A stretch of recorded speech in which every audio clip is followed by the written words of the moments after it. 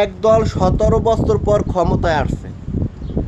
আমি মনে করি এদের জন্য আওয়ামী লীগই ভালো আছিল, কারণ এরা জুলাই শহীদের রক্তের উপর থেকে ক্ষমতায় আসছে।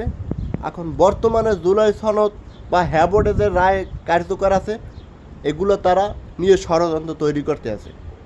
কোনো লাভ হবে না বাবু, কোনো লাভ হবে না, কারণ হ্যাবোর্ড হইলে জনগণের রায় দিয়েছে, আর জুলাই সনদ এগুলো জনগণের রায় দিয়েছে। এগুলো বাস্তবায়ন না করলে আবার শান্ত বাংলাদেশ আবার উত্তেজনা তৈরি হইবে।